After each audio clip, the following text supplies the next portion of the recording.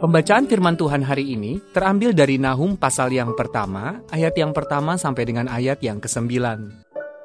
Ucapan ilahi tentang Niniwe, Kitab Penglihatan Nahum, orang Elkosh. Tuhan itu Allah yang cemburu dan pembalas. Tuhan itu pembalas dan penuh kehangatan amarah. Tuhan itu pembalas kepada para lawannya dan pendendam kepada para musuhnya.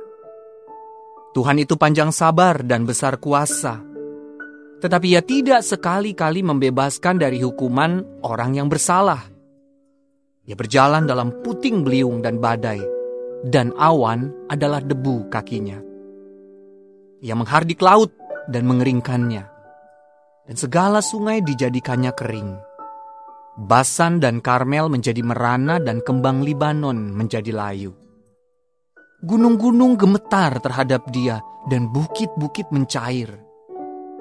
Bumi menjadi sunyi sepi di hadapannya, dunia serta seluruh penduduknya. Siapakah yang tahan berdiri menghadapi geramnya? Dan siapakah yang tahan tegak terhadap murkanya yang menyala-nyala? Kehangatan amarahnya tercurah seperti api, dan gunung-gunung batu menjadi roboh di hadapannya. Tuhan itu baik. Ia adalah tempat pengungsian pada waktu kesusahan. Ia mengenal orang-orang yang berlindung kepadanya dan menyeberangkan mereka pada waktu banjir. Ia menghabisi sama sekali orang-orang yang bangkit melawan Dia, dan musuhnya dihalaunya ke dalam gelap. Apakah maksudmu menentang Tuhan? Ia akan menghabisi sama sekali. Kesengsaraan tidak akan timbul dua kali. Demikianlah pembacaan firman Tuhan, dan yang merupakan ayat emas untuk kita renungkan bersama terambil dari Nahum pasal yang pertama ayat yang ke-7. Tuhan itu baik, tempat pengungsian pada waktu kesusahan. Berdasarkan ayat tadi, saya ajak saudara untuk mendengarkan renungan yang berjudul Keadilan dan Belas Kasihan. Sahabat ODB yang dikasihi Kristus, ketika seorang terdakwa berdiri di hadapan hakim, nasibnya bergantung pada keputusan pengadilan. Jika ia tidak bersalah, pengadilan menjadi tempat perlindungan baginya. Namun jika ia bersalah, kita berharap pengadilan akan menjatuhkan hukuman. Dalam kitab Nahum, kita melihat Allah sebagai tempat perlindungan, sekaligus hakim. Tertulis demikian, Tuhan itu baik. Ia adalah tempat pengungsian pada waktu kesusahan. Namun dikatakan juga bahwa Ia menghabisi sama sekali orang-orang yang bangkit melawan Dia, dan musuhnya dihalaunya ke dalam gelap. Lebih dari 100 tahun sebelumnya, Niniwe pernah bertobat setelah Yunus memberitakan pengampunan Allah, dan bangsa itu diselamatkan. Namun pada masa Nabi Nahum, Niniwe merancang kejahatan terhadap Tuhan. Di pasal yang ketiga, Nahum menggambarkan secara rinci kehancuran Niniwe.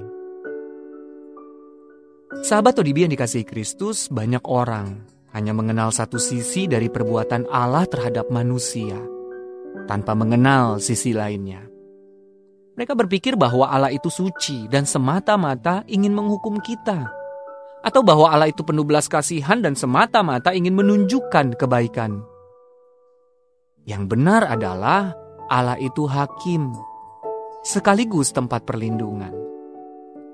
Petrus menulis dalam 1 Petrus pasal 2 ayat yang ke-23 bahwa Yesus menyerahkannya kepada Dia yang menghakimi dengan adil.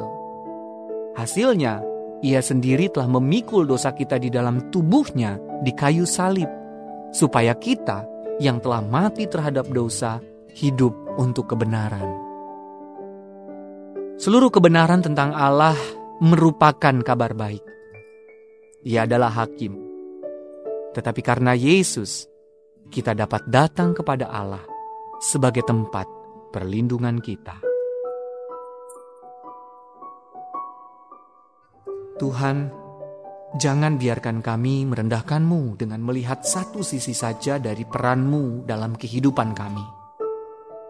Tolong kami untuk menikmati kasih dan kebaikan-Mu, sekaligus menyadari betapa Engkau sangat membenci dosa.